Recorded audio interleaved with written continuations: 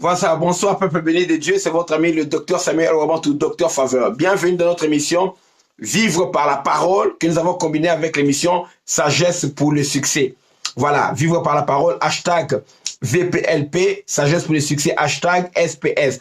Avec ces hashtags, vous pouvez retrouver nos émissions sur Facebook facilement. Voilà, le thème que nous abordons en ce moment, c'est le thème paye le prix pour un bon mariage. Paye le prix pour un bon mariage. Nous avons mis hashtag PPBM. Les hashtags permettent de retrouver les vidéos facilement sur Facebook. Et les sous-thèmes aujourd'hui, quelle femme digne de mariage? Quelle femme digne de mariage? Ou bien la femme mariable? Bien, nous avons parlé de la femme digne de mariage. Bien, vous remarquerez des fois, la vidéo va couper, mais je vais répondre. Je vais appuyer pour répondre, pour continuer, comme si de rien n'était. C'est ce que j'ai décidé avec vous. Je salue la persévérance de vous tous, enfants de Dieu. Je vous aime beaucoup. Que Dieu vous bénisse. On a eu des problèmes. On a des problèmes pendant 40 minutes. Depuis 22h30, il devait dire 20h30, 21h30, il est 22h10. Vous persévérez pour vous reconnecter toujours. Que Dieu vous bénisse abondamment. Oui, je salue Mireille qui est à Bordeaux. Je salue Agadis, pardon, Loïc qui est à Tours. Voilà, les autres, saluez-moi pour vous manifester. Il y avait Aïcha Doumbia tout à l'heure. Merci, nous continuons avec vous.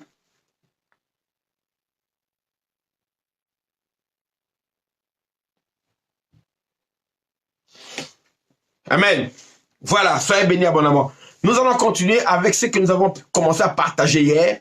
Et je crois que ça va chauffer encore aujourd'hui. La vidéo se coupe et je continue après. Ça va chauffer encore aujourd'hui très fort. Quelle femme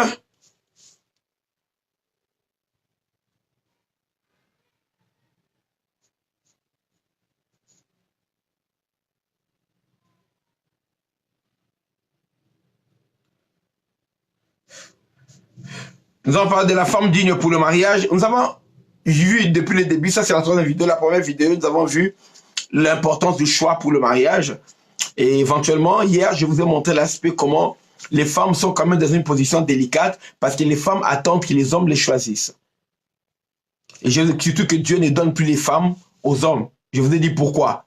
Jardin d'Éden, Genèse 3, 12. L'homme a accusé Dieu. C'est la femme que tu m'as donnée, qui m'a donné du fruit là et j'ai mangé. C'est à cause d'elle que j'ai péché. Dieu a dit, hein, allez. Dieu a dit, comme c'est comme ça, maintenant allez. Il bombarde. Proverbe 18, verset 22. Celui qui trouve une femme trouve le bonheur. Donc c'est à toi-même, homme, de trouver. Pas question de m'accuser du malheur qui arrive dans ta vie à cause de la femme. Alors c'est à toi. Proverbe 18, 22, celui qui trouve une femme trouve le bonheur. Donc, comme un homme doit trouver, la femme maintenant, elle doit être trouvable.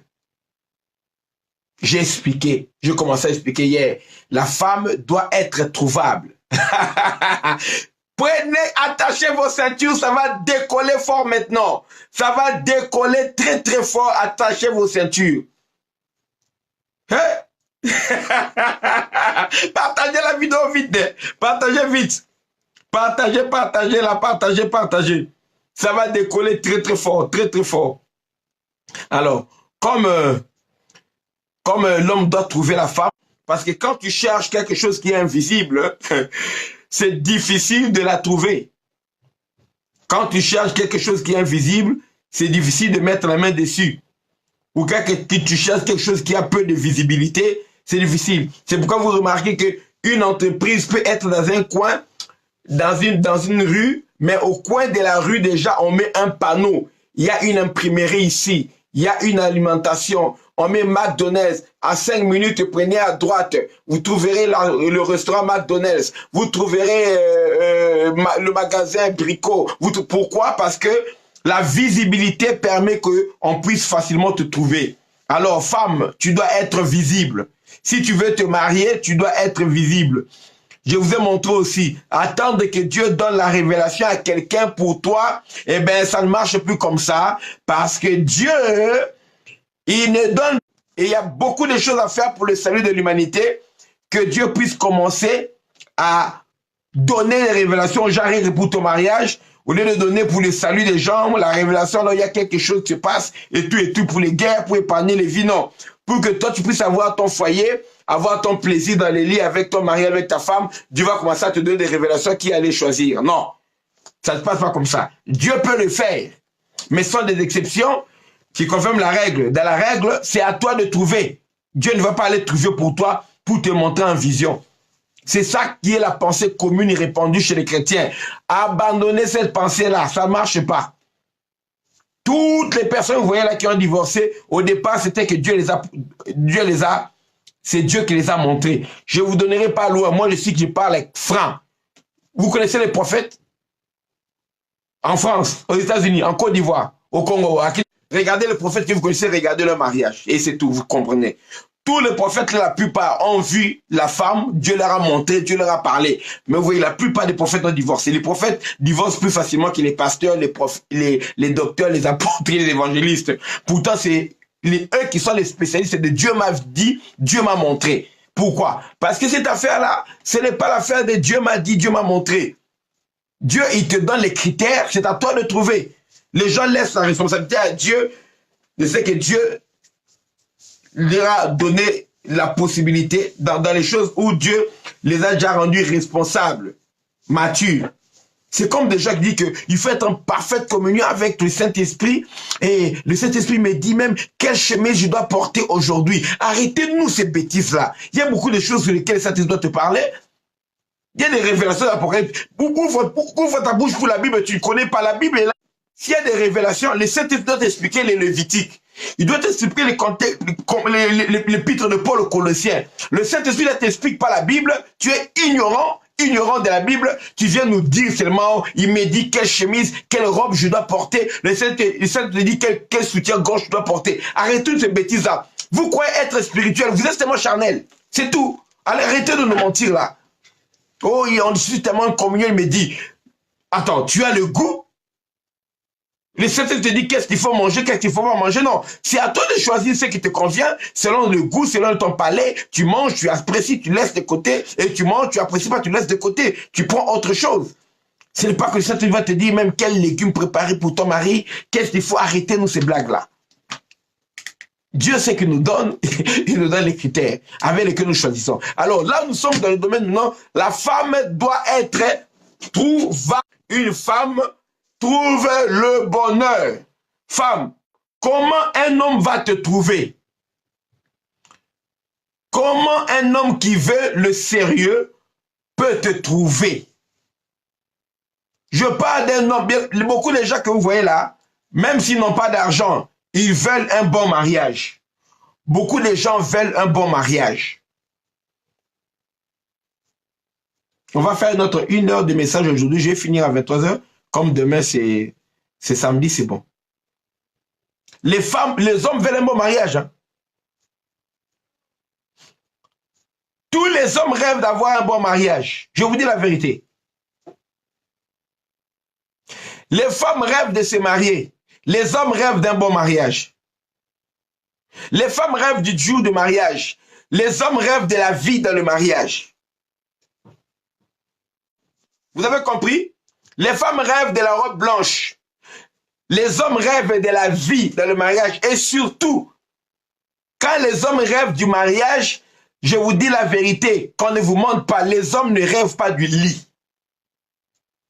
Souvent, quand les hommes rêvent du mariage, ils rêvent soit de la cuisine, ou bien la plupart des hommes, ils rêvent de la table, de la salle à manger, au fait. Comment on va commencer à les servir pour manger? Comment on va commencer à les mettre à l'aise, assis dans son salon? Et bien sûr aussi, comment on va commencer, il va commencer à avoir des bons moments avec sa femme dans la chambre. Quand les hommes pensent le mariage, beaucoup d'hommes là pensent à la salle à manger, je vous dis. Là, il doit manger. Les gens ne savent pas. Quand les femmes rêvent du mariage, les femmes rêvent de la robe blanche et les femmes rêvent des magasins et le shopping.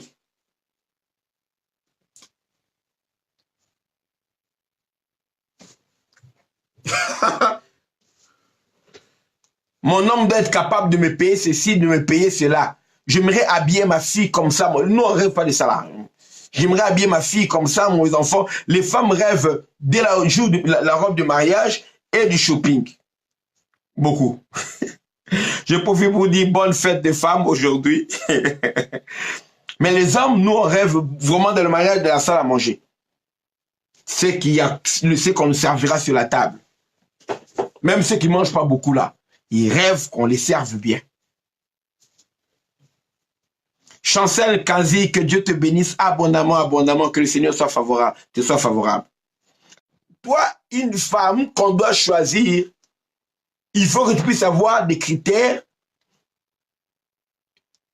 que tu puisses avoir des atouts, pardon, qui vont répondre aux critères de l'homme qui vient pour t'épouser. Et voici cela.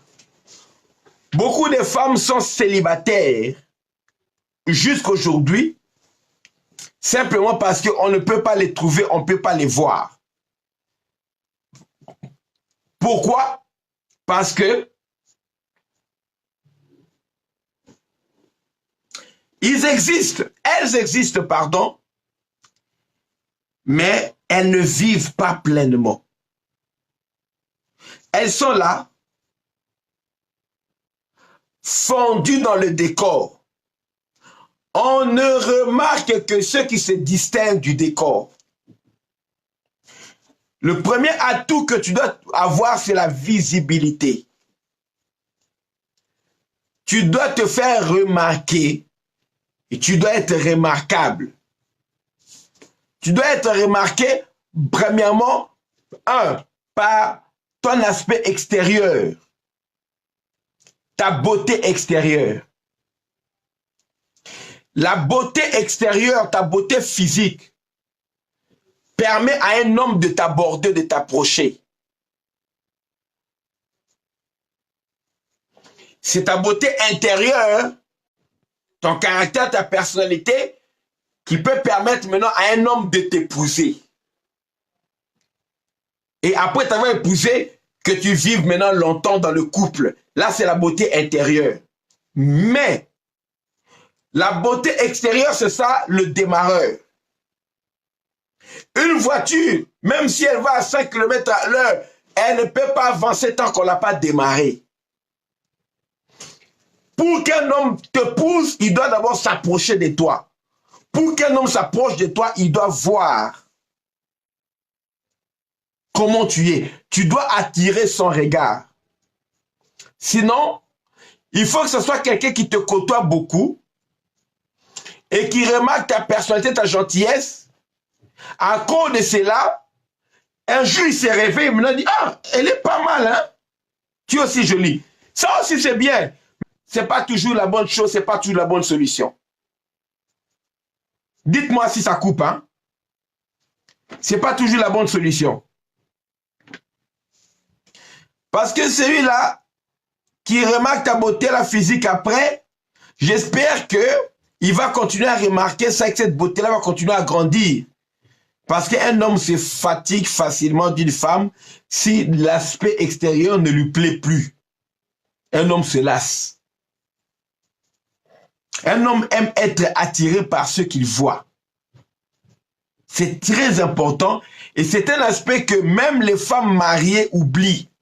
Certaines fiancées oublient même. Oh, il m'aime déjà, il est avec moi. Eh bien, il ne va plus regarder, il sait déjà comment je suis. Alors, je ne fais plus attention à mon aspect extérieur. Faites très attention. Nous, les hommes, nous continuons à regarder les femmes. Si on te regarde, nous regarderons quelqu'un d'autre. Même pas dans le péché. Hein.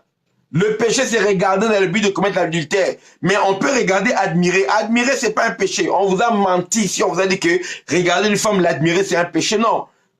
Dieu a dit, quelqu'un qui regarde une femme dans le but de la convoiter. Convoiter, c'est le mauvais désir. C'est pas l'admiration. L'admiration, c'est pas un mauvais désir. On peut complimenter quelqu'un. On peut dire quand quelqu'un est belle, elle est belle. Quand elle est moche, elle est moche. Quand une femme est belle, elle est belle. Quand elle est moche, elle est moche. Alors, remarquez qu'une femme est belle, ça dit que tu as des yeux. Ça ne veut pas dire que tu es impudique. Non.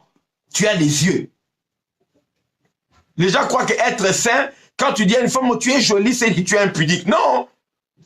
Convoitise, je te vois, j'aimerais me la faire, j'aimerais me taper cette femme. Ça, je vois bien lui monter sur un frigo, peu importe. Non, là, c'est convoité, tu commences à amener tes désirs plus loin.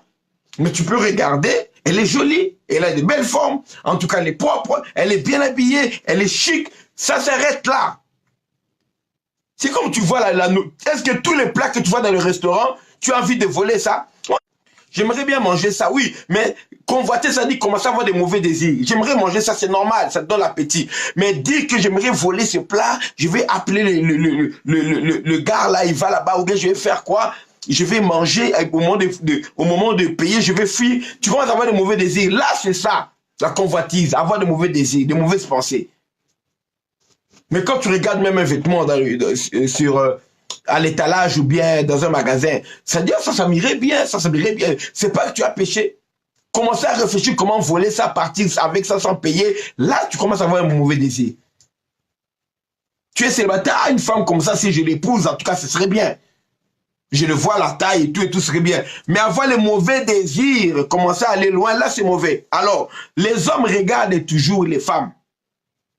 Tous les hommes regardent les femmes. Qu'ils soient à pied ou qu'ils soient en train de... Les hommes regardent les femmes. Et femmes, si on ne te regarde plus, sache que l'homme là commence à regarder d'autres personnes. Femme, tu n'as jamais remarqué, oui, c'est vrai, il me regarde plus de la même manière parce que tu ne suscites plus sa curiosité. Tu dois d'abord être présentable, visible. Ton aspect extérieur, femme, doit être présentable. Je vous ai montré le verset de la Bible hier dans Genèse, chapitre 29, verset 17. Dieu prend le temps de nous parler de la beauté extérieure de certaines personnes. On a vu deux sœurs d'une même famille, mais Dieu prend le temps de nous décrire leur beauté extérieure. Genèse chapitre 29, verset 17. Qu'est-ce que la Bible déclare? Ah, waouh! La connexion, ça coupe, ça coupe, ça coupe. Bien aimé, il est 22h30, bientôt 26. Je lis ce verset d'abord.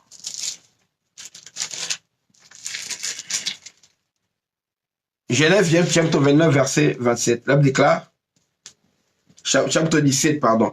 Genèse 29, 17, la Bible déclare, or Laban avait deux filles.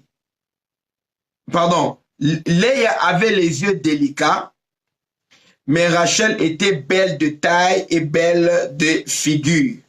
Là, on nous décrit la beauté on dit Rachel, on dit l'atout qu'elle avait sur ses yeux, mais Rachel était belle de taille et belle de figure. Ici,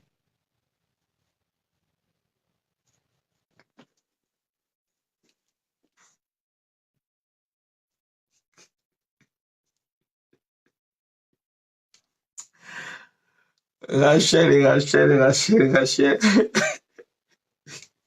Je parle pas de Rachel de la Bible, hein. Je parle de ma fille Rachel ici, qui est en Angleterre. Oui, la Bible dit, j'ai déjà dit ça hier, que toutes les femmes sont belles, mais il y a beauté, beauté. C'est une manière, toutes les femmes sont belles, bon, beaucoup, d'autres sont belles physiquement, d'autres sont belles par la foi. D'autres femmes sont belles par la foi. Par la foi. D'autres femmes sont belles par la foi. D'autres femmes sont belles vraiment par la vue. Or, le mariage, il faut combiner la vue et la foi. C'est le domaine où nous marchons et par la vue et par la foi, le domaine du mariage. Si tu marches seulement par la foi, tu vas te réveiller avec quelqu'un un jour, tu n'as plus besoin d'elle. Écoutez-moi très bien.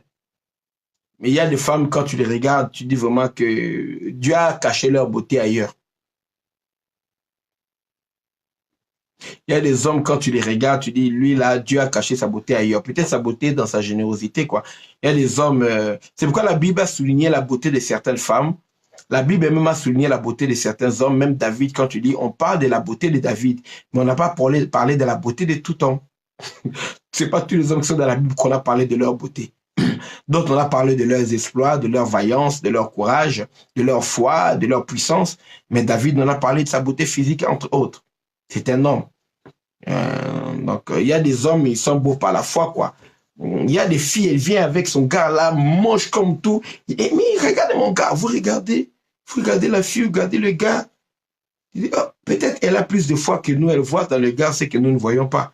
Comme là, ça se discute pas. Bon, écoutez, je vais vous laisser pour vous dire là en disant que Dieu souligne la beauté physique de Léa, hein, par rapport à ses yeux, et la beauté physique de Rachel.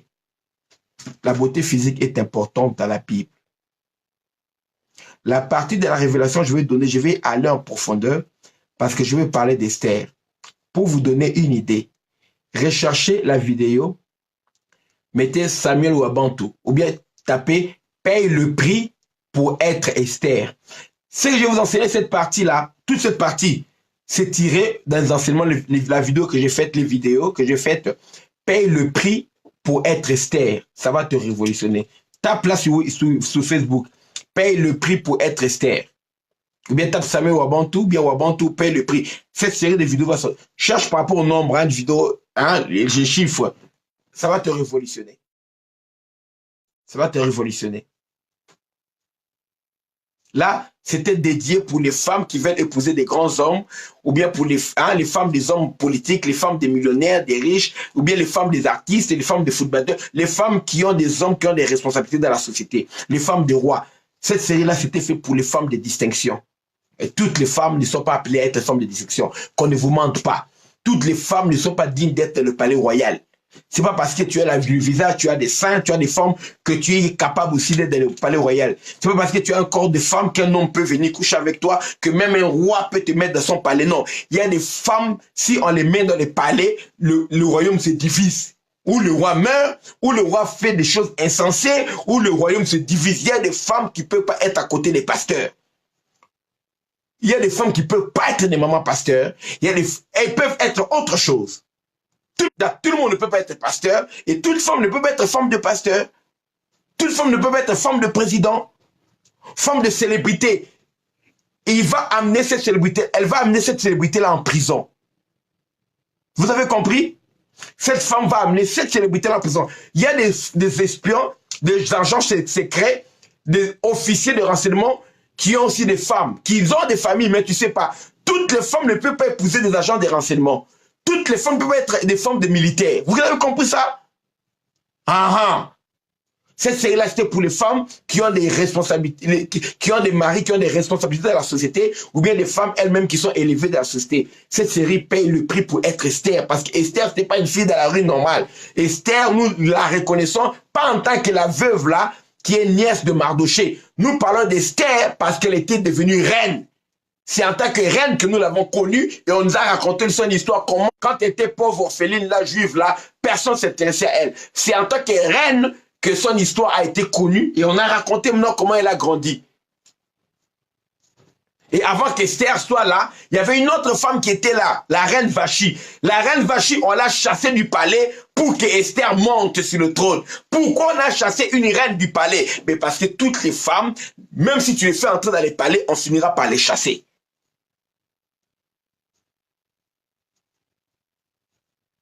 On fait croire aux chrétiennes, toutes les femmes peuvent épouser les grands hommes des millionnaires. Non, il y a des femmes qui sont indignes. Ils vont ruiner les millionnaires.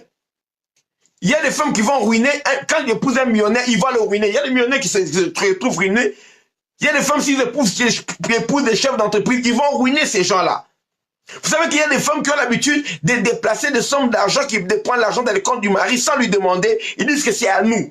Il y a des femmes qui ont de prendre l'argent du mari, aller acheter une villa de 300 000 € sans que le mari soit au courant. Et quand on le remarquera, détournement de biens publics, bien détournement de biens de l'entreprise ou bien quoi, l'homme là peut aller en prison à cause de la femme. Elle dit, eh bien, c'est mon mari, j'ai prié. Pourquoi? Parce que j'avais le code. Il y a des femmes comme ça, qui construisent des villas, le mari n'est même pas au courant. Et il met son nom de sa famille. Toutes les femmes ne sont pas... Écoutez, comme la vidéo coupe, hein, je m'arrête aujourd'hui là. Les révélations qui viennent, j'aimerais donner ça proprement. Normalement, demain, on n'a pas le direct. Demain, c'est samedi. Et puis, j'ai une petite fête pour l'anniversaire de ma fille, mais exceptionnellement, comme aujourd'hui on a manqué, demain, je suis avec vous. Vous n'allez pas fuir. Et moi, je ne vais pas vous fuir à cause de la fête. Je suis avec vous à 21h30 demain, heure de Paris. je suis avec vous à la même heure, demain, en direct ici. On n'aura plus ce problème de connexion. Demain, je suis avec vous pour partager la parole de Dieu en profondeur avec vous. Amen. Hein? En tout cas, je présente encore mes excuses. Mes excuses pour ces connexions, cette connexion qui nous a lâché aujourd'hui, qui était en train de se couper à chaque instant. Je parlerai des cas, parce qu'ils sont en train de parler des cas où les femmes doivent être visibles. On m'avait posé une question par Rachel hier. Il y a des femmes qui sont jolies, qui prennent soin d'elles-mêmes, mais on ne les aborde pas par les hommes. Elles savent être jolies, pimpantes. Elles savent être chic, élégantes. Mais les hommes ne les abordent pas. C'est-à-dire qu'il y a un autre trait de caractère que tu dois développer. On peut être joli, mais on manque de gentillesse, par exemple. On peut être joli, il faut avoir une certaine simplicité aussi pour empêcher les hommes d'être intimidés. Oh, si un homme a peur de moi, c'est son problème. Non, non, non, bien aimé, tu as besoin de te marier. Sois gentil. Il y a des choses de la gentillesse, ça se remarque quoi? Ça remarque dans le bonjour, dans le prolongement du bonjour, bien dans le sourire qui vient après le bonjour. Et bonjour, ça va? Le petit ça va là peut te faire entrer dans le foyer. Ah bonjour, ça va frère? Tu ne connais même pas son nom, tu as oublié Richard, tu ne connais même pas, collègue de travail. Ça va bien à la maison, ça va aujourd'hui? Ok. Ça va bien? Ok, vous êtes à temps aujourd'hui, c'est très bien. C'est tout. Tu n'as été ni vulgaire, hein? Comme on dit chez nous, aux panzanités, tu ne t'es pas offert les dents dehors, non, mais une petite gentillesse. Au lieu de dire c'est moi, bonjour. Qui est là comme ça. Bonjour. Salut. Quoi? Salut. Où est le problème? Je lui ai dit bonjour, non? Il m'a dit bonjour, j'ai répondu non. Quoi encore? Il voulait quoi encore? Il voulait quoi qu'il l'embrasse? Tu vas rester comme ça.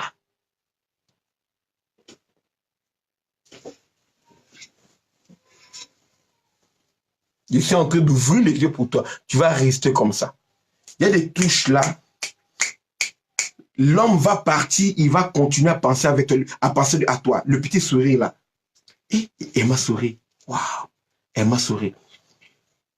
Même s'il y a 3 machines à café au travail, il va commencer à prendre son café dans la machine qui est à côté de toi. C'est même pour avoir ce petit sourire là. Nous les hommes, nous partons. Quand nous on draguait les filles, on aimait les filles, on abordait les filles. Après, il n'y avait ni portable, on n'avait pas la photo de la fille, on n'avait rien. On partait seulement avec l'imagination. Elle était là, elle restait dans notre tête. La manière, c'est quoi? La manière de saluer. C'est pourquoi ça a inspiré les gens. Je vais vous dire les paroles d'une chanson. Une chanson d'un artiste de mon pays. Longtemps, quand j'étais petit, j'ai entendu cette chanson-là quand je devais avoir 10 ans, 11 ans. 11 ans, oui. La chanson a dit ceci. Vous n'allez pas connaître ça. Les paroles de la chanson disent ceci.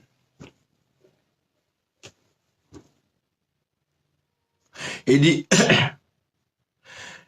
rien qu'un bonjour, hein, l'homme est en train de chanter pour la femme là. Il dit, rien qu'un simple bonjour qu'elle m'a donné, elle m'a pris, elle m'a porté sur elle, comme si j'étais un habit. Donc, elle m'a donné seulement, elle m'a dit seulement bonjour. C'est comme si son bonjour m'a tellement envahi, ça m'a transformé en vêtement. Elle m'a pris, et puis elle m'a porté sur elle, et puis elle est partie. Donc, je suis sur elle, quoi. Parce que la manière dont elle m'a dit bonjour. Et puis, il dit, juste, et puis, elle m'a fait la grâce de me dire juste une petite causerie. Nous avons parlé juste un tout petit peu. C'est comme si elle a pris un lit. Elle a placé le lit dans mon cœur. Elle est allée dormir dans mon cœur comme si c'était sa chambre à coucher. Elle ne quitte plus mon cœur depuis. Vous avez compris? La manière. Vous, les filles, vous avez quelque chose. Rachel, je savais que toi, tu allais atterrir là-dessus. Les paroles de cette chanson. Tu vois, quand je te dis... si je lance ici, tu vas crier encore.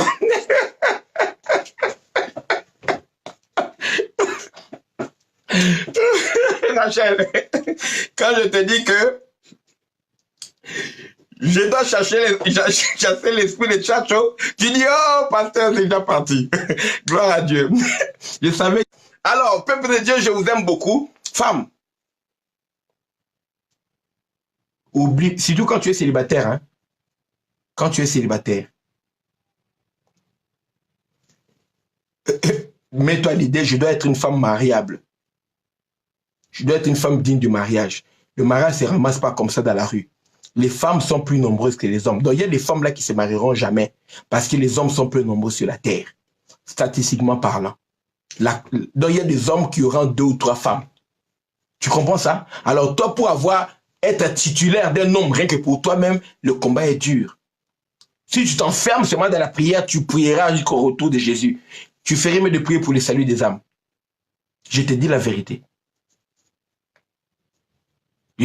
Ton mariage n'est pas la préoccupation du ciel, hein? C'est le salut des âmes. Ton mariage, c'est une bénédiction pour toi sur la terre. Tu dois savoir comment tu prends la vidéo à chaque instant. Tu dois savoir comment tu prends, femme. La gentillesse, là, c'est dans la Bible. La manière de parler, la manière de converser. Et surtout, on commence d'abord, les autres trucs, je vais en parler après. L'aspect extérieur, quand on te regarde, tu dois être belle et jolie. C'est biblique. Être belle de figure, être belle de taille, c'est biblique. Genèse, chapitre 29, verset 17. C'est biblique. Ce n'est pas être charnel. Ce n'est pas du tout être charnel. Tu peux être spirituel et être très belle. C'est biblique. Vous avez compris?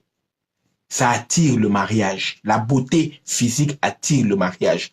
La beauté intérieure te fait entrer dans le mariage. Tu vas demeurer dans quel mariage où tu n'es jamais entré? La beauté intérieure te fait demeurer, mais la beauté physique te fait entrer dans le mariage. Ça attire les hommes vers toi. Et c'est à toi maintenant de reconnaître quel homme correspond avec les critères que toi tu as pour un bon mari, pour un bon père de famille. Quel homme avec tu peux former un couple pour que demain tu dises, moi et ma maison, nous servirons l'Éternel. Tu as les critères d'un bon homme. Tu reconnaîtras celui qui viendra s'il est le bon. Mais les bons là, et les spirituels là, tous. Je vais vous dire la vérité, je vais vous dire ceci. Vous voyez les hommes que vous voyez spirituels là. Les hommes rêvent des femmes. Les hommes les plus spirituels là rêvent de faire des choses les plus osées avec les femmes dans les chambres.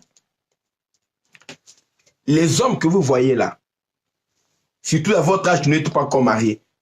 Dans notre âge, c'est différent. Votre âge. Dans notre âge, les hommes, la plupart des hommes ont commencé à regarder la pornographie depuis l'âge de 14 ans. Moi, c'était plus tôt. J'étais dans une école de fous. Les parents de mes collègues, allaient en Europe pour revenaient avec des revues pornographiques, des jeux de cartes pornographiques, et nos collègues volaient, hein, les femmes, les enfants des riches là, volaient ça, et on venait s'échanger avec ça à l'école. Moi, comme j'étais fort, je ravissais, et je donnais des fonds joués aux cartes pour gagner, des fonds en acheter. Bref, tu prenais. On avait des images horribles, terribles. Très jeune, j'avais ça.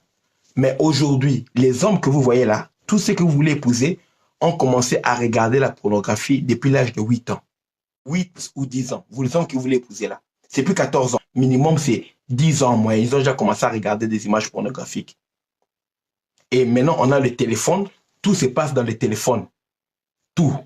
Nous, à cette époque-là, on n'avait même pas de portable. Donc, l'homme qui va venir vers toi là, il a vu tellement de femmes habillées, tellement de femmes nues. Il a vu des sortes et des sortes de seins différents, des sortes de bassins différents.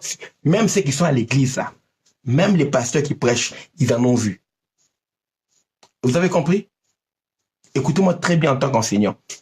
Il y a une époque où nous, on grandissait, un homme pouvait grandir sans avoir vu la nudité de la femme, à quoi ça ressemblait. Et dans l'époque de la Bible, les hommes grandissaient sans avoir vu jamais à quoi ressemblait la nudité d'une femme. La seule nudité d'une femme que les gens, certains juifs de la Bible pouvaient voir, c'était les petites filles quand on les lavait dehors. Et dans la tradition juive, avec leur pudeur, même les filles, on les lavait à l'écart, on ne les lavait pas dehors où on les voyait la nudité. Donc il y a des gens qui grandissaient sans savoir même à quoi ressemblait la nudité d'une femme. Et comme les femmes à cette époque-là, la plupart des femmes n'allaient pas, et même dans leurs soins étaient propres ou quoi, mais les habitudes d'aujourd'hui là, s'épiler totalement, ça n'existait pas. Il y a des hommes qui sont nés, qui sont morts sans connaître les détails, l'anatomie exacte d'une femme. Ils n'avaient pas le temps d'aller commencer à fouiller là-bas. Ils venaient, ils faisaient ce qu'ils devaient faire, ils partaient. Aujourd'hui, les hommes connaissent les détails de l'anatomie des femmes alors qu'ils sont encore enfants. Vous entendez ce que je vous dis? Alors, toi qui es aux autres pata là, toi qui es en train de faire des fiers là, tu crois qu'il y aura un chaste, un puceau, un quoi là, même s'il n'a pas encore connu, même s'il n'a pas encore connu des hommes bien aimés, il a déjà regardé des images. Il n'a pas encore couché avec des femmes, hein, le garçon là, mais il a passé son temps à se masturber depuis qu'il était jeune. Parce que c'est dans la mode, parce que c'est courant dans la jeunesse, c'est courant au collège, c'est courant. Les gens en parlent. Nous, quand on était petits, on parlait. C'est que la masturbation, comment ça fait, c'est qu'on ressent, est-ce que tu as essayé? On en parlait, on le vivait quand on était enfant. Alors, vous devez savoir que les hommes qui vont venir là, dans leur imagination, c'est rempli de dizaines et dizaines de femmes. Alors, toi, tu veux être négligé dans ton aspect extérieur. Fais attention. Grave. Quand vous allez entrer dans la chambre, quand vous allez être marié, tu vas être négligé dans ton aspect intime. Fais attention. Parce que tu ne sais pas qu'est-ce que sont les fantasmes que cet homme-là a nourris. Tu ne sais pas quels sont les fantasmes que cet homme a nourris avant que vous puissiez vous rencontrer, jusqu'à ce qu'il vienne t'épouser. C'est un problème. La tête des hommes sont pourries. Satan a piégé nos têtes. Satan a piégé la tête des hommes. Satan a pourri l'humanité. Nous en sommes les victimes. Ça nous déforme, nous les hommes, avant même d'entrer dans le foyer. Vous épousez des hommes qui sont déformés, mais que le Saint-Esprit aide. Et ce n'est pas forcé. Si le Saint-Esprit aide dans tous les caractères, ça veut dire que tous les hommes ont un bon caractère. Est-ce que même à l'église, tous les frères en Christ, même ceux qui chantent, qui adorent, qui prêchent, tous les pasteurs ont un bon caractère? Non. Tu crois que c'est dans les domaines du libido, du sexuel, que les gens, le Saint-Esprit va changer leur libido rapidement, alors que pour la communion, le ministère n'a même pas pu changer rapidement? Arrêtez un peu avec des fantasmes. Alors, Dieu transforme les gens rapidement. Non, ça prendra le temps que ça prend. S'il suit des bons enseignements, s'il suit un bon encadrement, et si on lui fait la bonne prière spirituelle pour qu'ils puissent revenir dans la norme. Sinon, certains vivront toute leur vie de couple avec des séquelles du mal qu'ils ont acquis dans le monde par rapport à l'aspect sexuel de la vie, la relation qu'ils doivent avoir avec les femmes. Faites très attention. On te pardonne, le péché est parti. Tu crois que l'âme, tes habitudes, ça change? Non, les habitudes changent en obéissant à la parole de Dieu. Il faut qu'il y ait un enseignement correspondant à cela pour que ça change. Sinon, ça ne partira pas. Si tu veux rester pas belle, c'est ton problème, mais tu mets déjà ton couple à danger. Même si tu es marié comme ça, tu mets ton couple à danger. Et puis tu t'étonneras.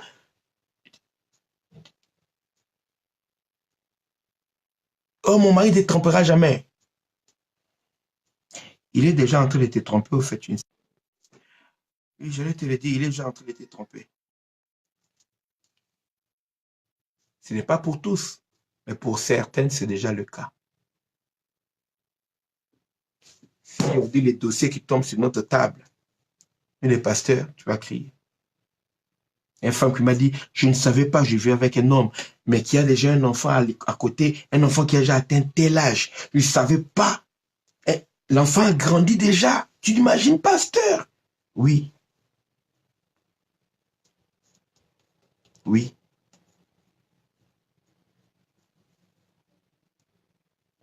Il n'y a pas que les hommes. Hein.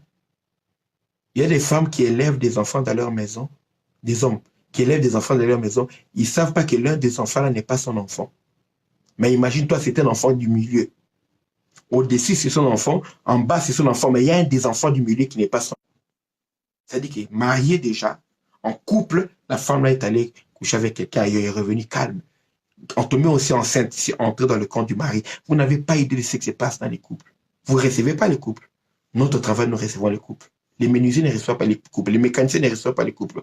Les psychologues encore. Les médecins, non. À moi qui sois psychologue. Mais nous, les pasteurs, c'est notre travail de recevoir les couples. Les conseillers conjugaux, oui. C'est leur travail. Nous faisons cet office de conseillers conjugaux aussi. Alors, soignez-vous. Soignez-vous. On va entrer en profondeur demain, par la grâce de Dieu. Beaucoup de mariages se disloquent. Sœur, le frère là, ton mari, tu n'es pas soigné. Il va pécher. Oui, il a commis un péché. Mais toi, tu vas rater ton mariage. Lui, Dieu va le juger. Je veux aussi t'apprendre. S'il demande pardon, Dieu va lui pardonner. Il a péché, oui. On n'encourage pas, mais il a péché. Mais le problème, c'est que toi, tu vas rater ton mariage. Ne fais rien qui occasionne, qui facilite. Un homme qui a déjà des penchants, tu lui facilites d'aller encore dehors parce qu'il n'est pas satisfait chez lui à la maison. Il y a les simples choses qui sont à ton pouvoir. Comme la présentation extérieure et l'hygiène physique. Tu veux quoi? Qu'un ange vienne faire ça pour toi? Non. Chez nous les chrétiens, quand un homme t'épouse, il est obligé de rester avec toi pour toute la vie. Alors sois gentil avec l'homme de truc quand même. Il peut voir partout ailleurs, mais il n'a pas les droits. Les païens font ce qu'ils font, ils sont calmes. Mais nous les chrétiens, on doit rester, revenir seulement chez toi.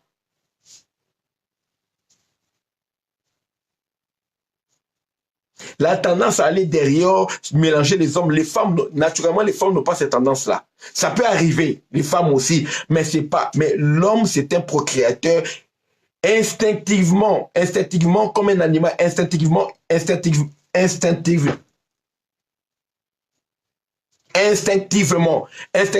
l'homme est appelé à, il a souvent cette tendance-là, cette propension à aller dehors pour chercher à se multiplier parce que c'est lui qui donne. L'homme peut donner la sémence à plusieurs au même moment.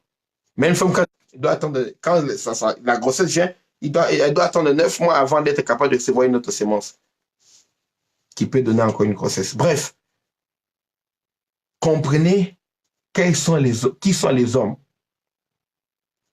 Hollywood a voulu détruire pour nous montrer que les femmes et les hommes, nous sommes pareils. Nous ne sommes pas pareils.